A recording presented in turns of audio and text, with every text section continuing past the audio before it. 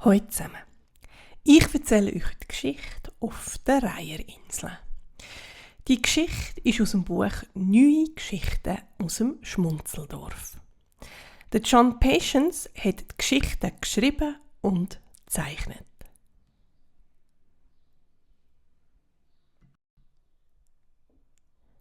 Bei der Familie Hopser. An diesem Morgen haben die Schulkinder einen Schulausflug gemacht. Die Frau Knusprig, die Lehrerin, hat mit ihrer Klasse die Reiher-Insel besuchen. Eine kleine Insel, die zum Schloss Kullerbeer gehört hat und mitten in der Wisper gelegen ist.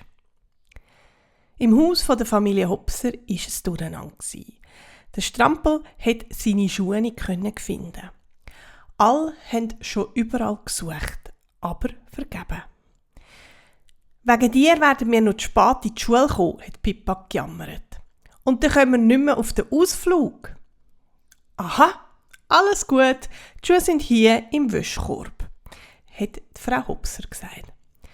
«Aber wie sind die dort reingekommen?» hat der Strampel gestaunt. «Wahrscheinlich sind sie von allein reingegangen», hat Frau Hopser giggelt. «So, jetzt müsst ihr aber Führerschein machen. Hier sind eure Schulbücher, ab mit euch!» Sie hat den 2 Hasenkinder nur von der Haustür aus gewunken, wo die 2 davon gesprungen sind.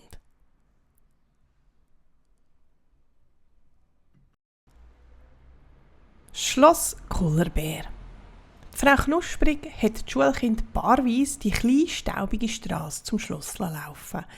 Als sie dort angekommen sind, ist der Graf Kullerbeer hoch oben auf einer Leiter gestanden und hat das Schlossdach untersucht. Kopfschüttelnd ist er runtergekommen und hat traurig gesagt, das Dach ist in einem schlechten Zustand. Ja, eigentlich müsste das ganze Schloss dringend restauriert werden. Leider habe ich das Geld nicht dafür. Aber ihr seid ja nicht da, um meine Sorgen anzuhören. Ihr seid da, weil ihr einen Schulausflug auf die Reiher-Insel machen wollt. Nicht wahr?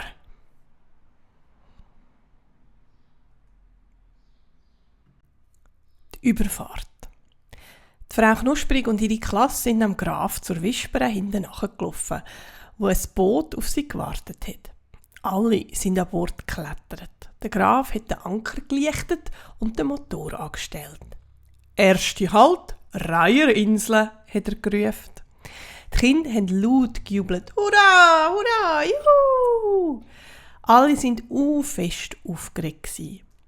Der Strampel und Pippa haben über den Bootsrand ins dunkelgrüne Wasser geschaut und haben Fisch hin und her schwimmen gesehen.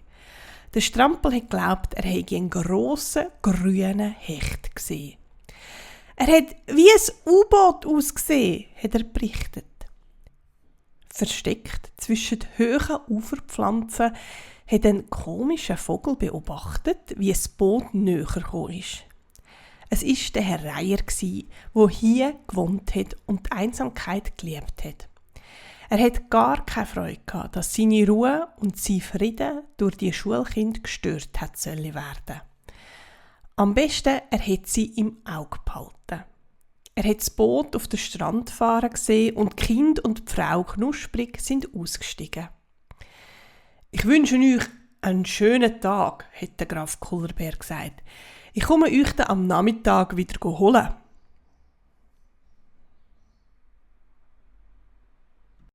Naturkunde.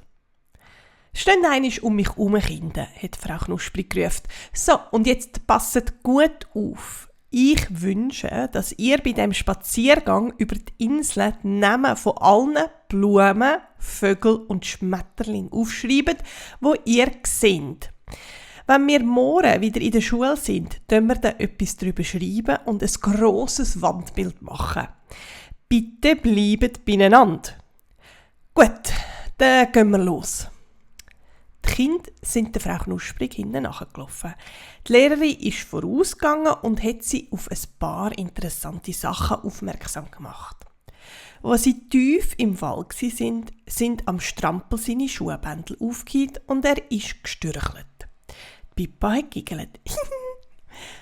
«Du bist das gsi! Du hast sie aufgemacht», hat der Strampel gerufen. «Stimmt überhaupt nicht», hat Pippa geantwortet. «Doch», hat der Strampel bös zurückgefaucht. Und im nächsten Augenblick haben die beiden miteinander gekämpft. Frau Knusprig und die anderen Kinder haben von dem nichts gemerkt und sind weitergegangen.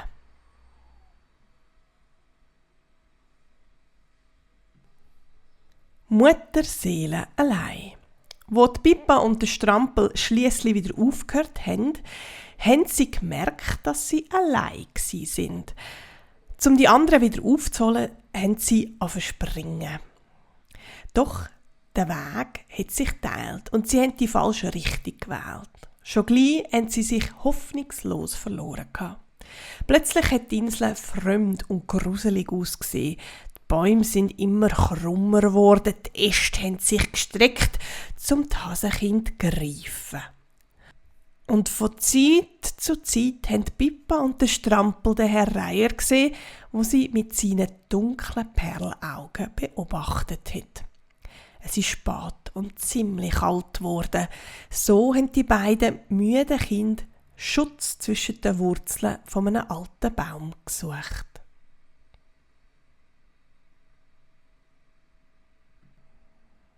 Ein freundlicher Rat.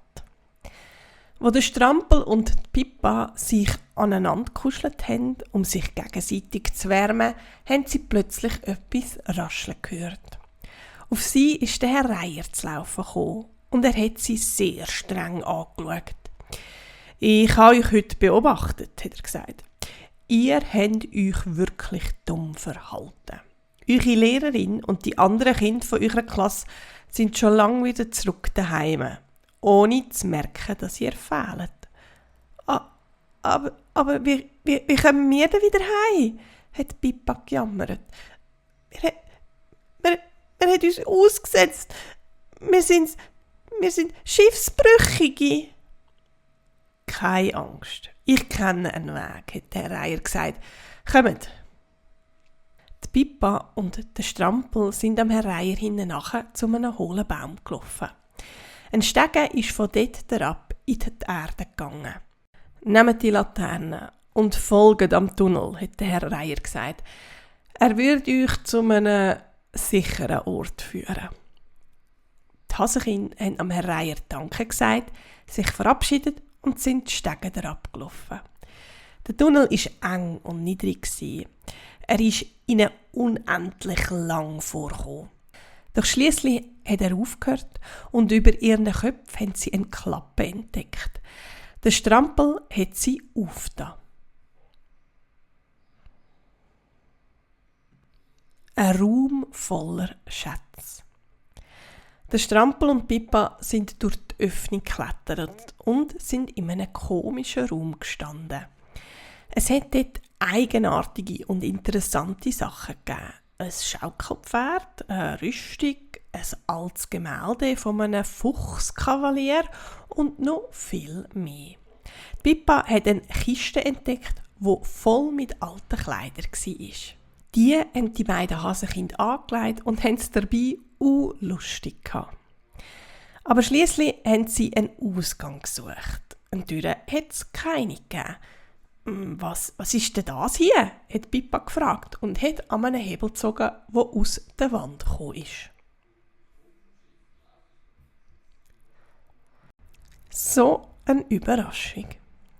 Sofort ist eine Wandvertäfelung aufgesprungen und die Hasenkinder haben den verschrockenen Graf Kullerberg gesehen, der vorher gemütlich in seiner Stube gehückelt ist.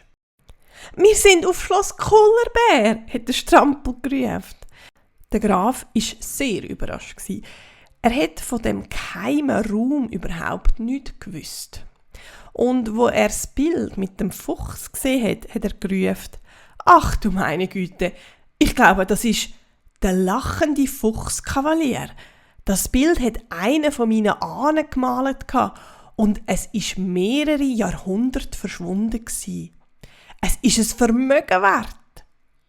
Und mit dieser Vermutung hat der Graf Kullerberg recht gehabt. Ein gutes Ende. Vom Strampel und der Pippa ist in der Kritzelstadter Zeitung ein Foto mit dem lachenden Fuchskavalier veröffentlicht worden. Drüber ist gestanden: Ausgesetzte auf der Reiher-Insel entdecken ein berühmtes Gemälde. Der Graf hat das Gemälde am Museum von Kitzelstadt verkauft. Mit dem Geld hat er das Schloss Kullerberg renovieren und zu neuem Glanz verhelfen. Das war die Geschichte auf der Reiher-Insel. Ich hoffe, es hat euch gefallen. Bis gleich wieder. Tschüss!